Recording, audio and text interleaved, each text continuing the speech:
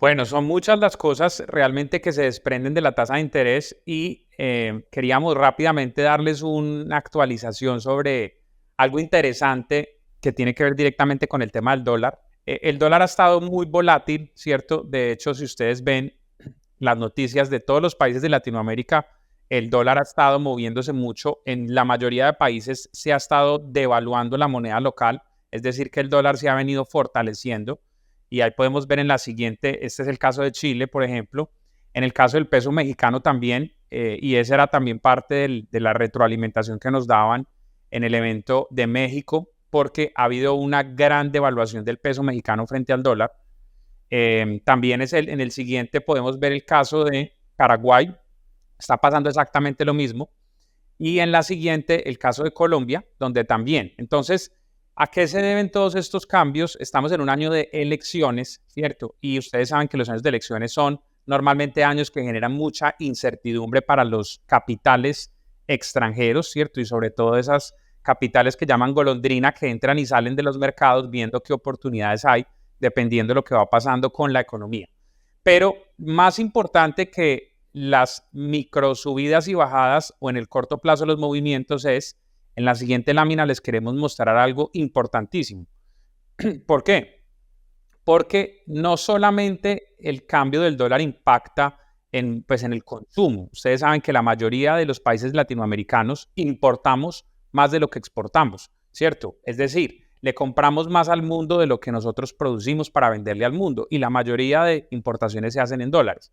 Cuando hablamos de patrimonio y hablamos siempre, y ustedes lo mencionaron la semana pasada en México, que es lo que más cuidamos las familias, aparte de nuestra familia, es el patrimonio, lo tenemos que proteger en monedas estables, ¿cierto? Si vemos la relación del dólar y el euro en los últimos años, acá en esta gráfica estamos mirándolo desde el año 2005, no son muchos los cambios, de hecho estamos casi en uno, o sea, la diferencia es casi de uno, y no estaba muy diferente en el año 2005. ¿Por qué? Porque normalmente estas economías son economías que aunque en los corto plazos sufren bajadas y subidas, pero son monedas que permanecen más estables porque no hay tanta inflación en las economías.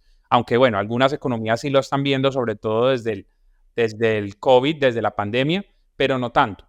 ¿Qué pasa con las economías latinoamericanas? Por ejemplo, para los que nos están viendo que están en México, en el año 2004, 2.200.000 pesos mexicanos equivalían a $200.000 americanos. En el año 2004. 10 años después, en el año 2014, esos mismos 2.200.000 pesos mexicanos ya equivalían a $162.963 americanos. Es decir, que se va perdiendo el poder adquisitivo debido a que la moneda en el largo plazo se va devaluando. Y este año estamos viendo más o menos un peso mexicano que está por encima de los 18, 19, creo que ya tocó los 20. Y eso quiere decir que esos 2.200.000 pesos mexicanos son $110.000 americanos. ¿Qué quiere decir? Que las familias mexicanas están perdiendo poder adquisitivo y cuando van al mundo a consumir bienes y servicios, a comprar en Apple teléfonos, a comprar licencias de software en Microsoft, a viajar y a consumir, a comprar bienes y servicios, pues están perdiendo capacidad de compra. De hecho, en estos años ha habido una pérdida de más de 45% en la capacidad de compra, hablando solamente del país de México. Ahora vamos a ver el caso del siguiente país latinoamericano, que son los chilenos, donde también nos ven muchas personas. Y pasa lo mismo. En el año 2004, 114.000 pesos chilenos eran $200.000 americanos. En el año 2014, 114.000 pesos chilenos son $175.385 y al 2024 ya son $120.000 americanos. Entonces, volvemos a ver el mismo fenómeno, una pérdida del 40% en el poder adquisitivo, ¿cierto? Es decir que, aunque nuestro patrimonio en el país latinoamericano pueda estar creciendo, pero al estar en una moneda débil, se está perdiendo poder adquisitivo frente al mundo, ¿cierto? Y vamos al último ejemplo que les traímos el día de hoy, que es el ejemplo de Colombia, donde pasa exactamente lo mismo. 500 millones de pesos en Colombia eran $200.000 colombianos en el 2004 y ahora en el 2024 500 millones de pesos colombianos ya son solo $125.000.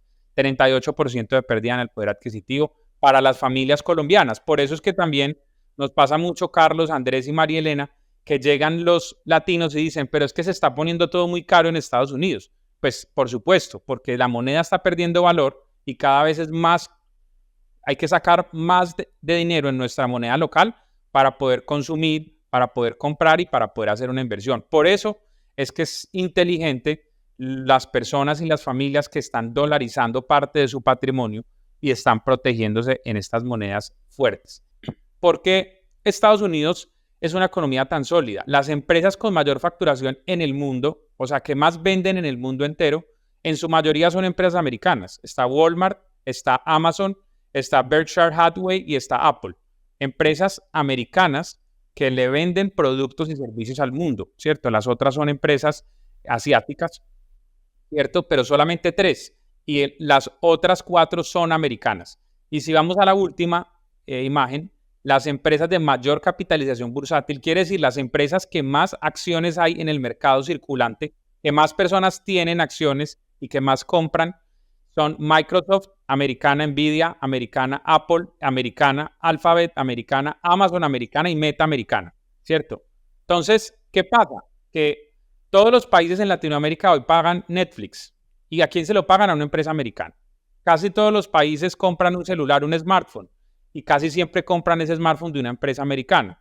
Casi todos los computadores de las empresas latinoamericanas funcionan con los software que produce y con las licencias que tiene Microsoft, entre otras compañías, ¿cierto? Ahora más con el tema de inteligencia artificial. Entonces, cada vez el mundo consume más productos y servicios de compañías americanas en dólares y eso hace que el dólar siempre en el largo plazo se fortalezca frente a las monedas locales.